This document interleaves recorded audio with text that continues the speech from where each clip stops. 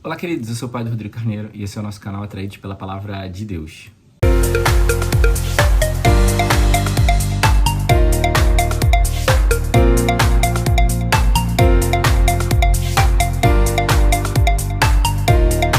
Bem, então sejam muito bem-vindos, você que é um atraído pela Palavra de Deus, você que tem feito essa experiência aqui no nosso canal. Hoje, nessa quarta-feira, nós continuamos então com os textos, né, do livro dos Reis, falando sobre Elias.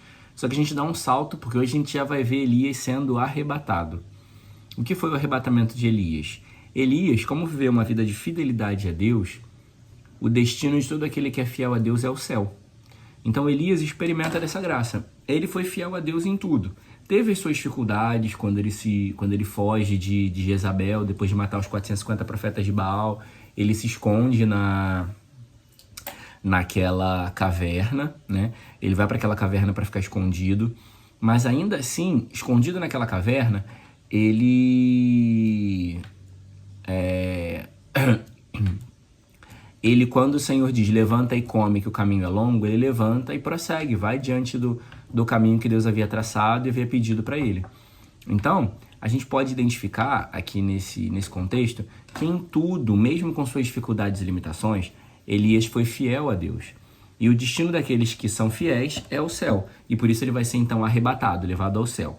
Nós vamos ver que Eliseu, que era discípulo de Elias, ele vai seguir Elias, apesar de Elias dizer, fica aqui que o Senhor me pediu para ir até o Jordão.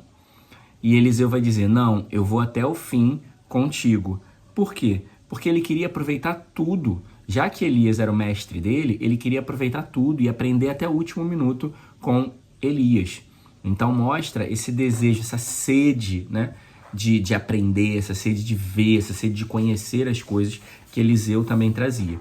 Ao ponto que Eliseu vai pedir, né, que me seja dada uma dupla porção do seu espírito. Aquilo que você recebeu, eu quero receber também. Eu quero uma porção dobrada. Porque ele reconhecia que ele era tão pior do que Elias. Ele reconhecia tanto a sua indignidade que ele precisava de uma porção dobrada para conseguir fazer o que Elias fazia. E isso é interessante para nós reconhecermos que nós somos frágeis e pedirmos, Senhor, dá-me uma porção dobrada do teu Espírito. Porque sem o Espírito, sem a graça de Deus, nós não somos nada. Sem o Espírito e sem a graça de Deus, nós nada podemos fazer. Então nós precisamos reconhecer a nossa indignidade, reconhecer a nossa condição e suplicar, sabe, de maneira concreta mesmo, a graça de Deus. Então ele pede também uma porção dobrada do Espírito, porque é o Espírito que dá a graça da santidade. E se não for santo, não tem céu. Então, o pedido verdadeiro e real, eu sei que a gente tem muita coisa para pedir para Deus. Saúde, paz e pela enfermidade de alguém, por um emprego, por uma situação complicada. Mas também a gente não pode perder de vista que todos os dias a gente precisa pedir o Espírito Santo como graça de Deus para a nossa vida. A gente não pode viver sem o pedido da graça de Deus, sem o pedido da santidade, sem o pedido sem esse pedido do motor, do combustível para chegar ao céu, que é essa graça do Espírito Santo. E aí tem um momento bonito, que é quando os dois estão caminhando, Elias e Eliseu, e a carruagem de fogo vai se colocar no meio deles, separando um do outro.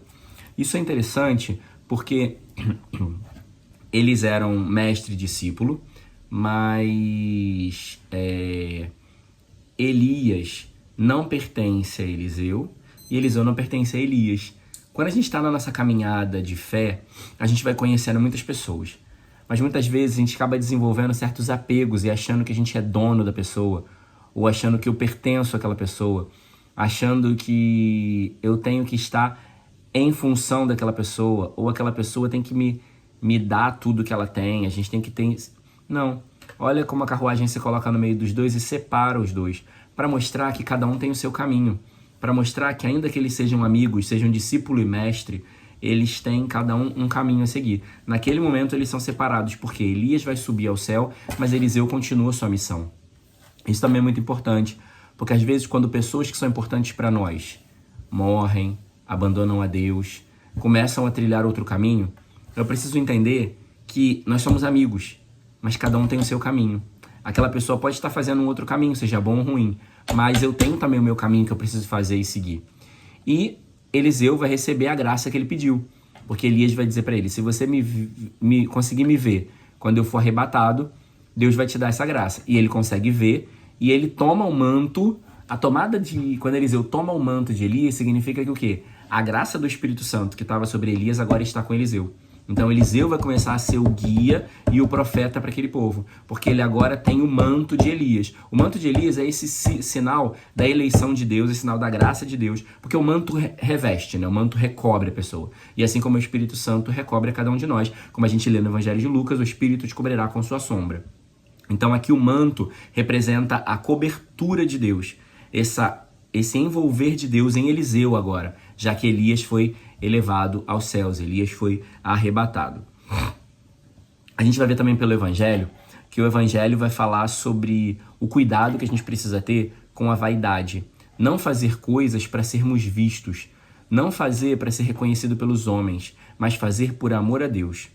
Porque quando eu faço para ser reconhecido pelos homens, quando os homens me reconhecem, eu já ganhei a recompensa. E aí eu deixo de lutar, porque eu já recebi a recompensa. Só que a nossa vida, a gente não para de lutar, até diz a música, né? Não deixo de lutar até chegar ao céu. Então por isso que a nossa recompensa é o céu e a eternidade, porque isso me garante que eu tenho que continuar lutando até chegar lá no ponto final, até chegar no céu, no último lugar, no estágio mais importante, no lugar mais efetivo. Então tem que continuar lutando, galgando meus passos até chegar ao céu. Então tem que continuar lutando, tem que continuar caminhando. E eu não posso achar que aquilo que eu faço é para os homens ou para agradar os homens, mas o que eu faço é para agradar a Deus. O que eu faço é sempre por amor a Deus. E aí ele vai chamar a atenção que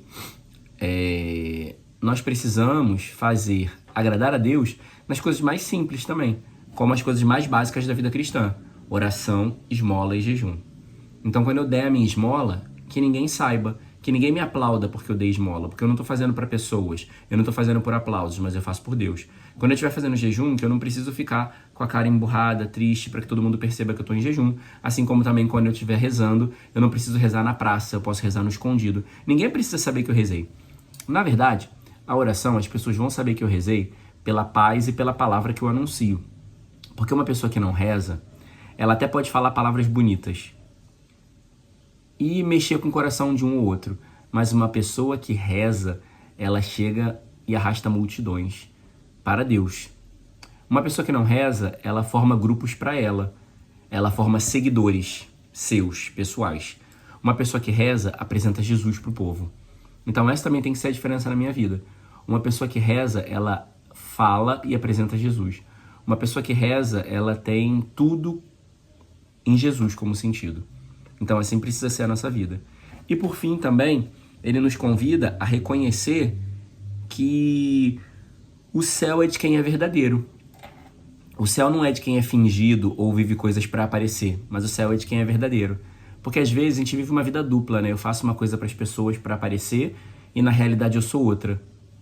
Isso é fingimento. Isso é vida dupla. O céu é de quem é verdadeiro, integrado, que tem uma única decisão, uma única vontade e trilha um só caminho. Então que a gente possa buscar, né? Viver uma única vida. Não uma vida diante das pessoas, da igreja, e uma vida depois fora. Porque isso não dá a nós o céu. Louvado seja nosso Senhor Jesus Cristo, para sempre seja louvado.